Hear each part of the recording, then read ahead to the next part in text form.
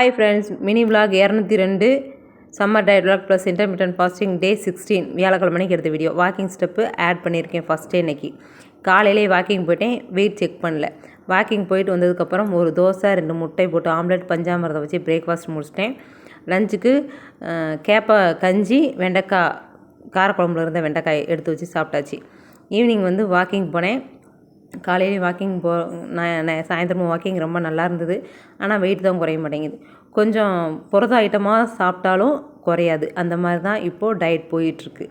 எப்படி போனாலும் சரி, வெயிட் குறைஞ்சாலும் குறையாட்டியும் இது மாதிரி தான் ஃபாலோ பண்ண போகிறேன்.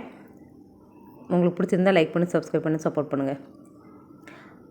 ஊருக்கு போயிட்டு வந்து தான் எனக்கு கெடுபடியாக இருக்கணும்னு மண்டைக்குள்ளே போயிடுச்சு. தண்ணி நல்லா குடிங்க. நைட் டின்னருக்கு திரும்பவும் அந்த தோசை.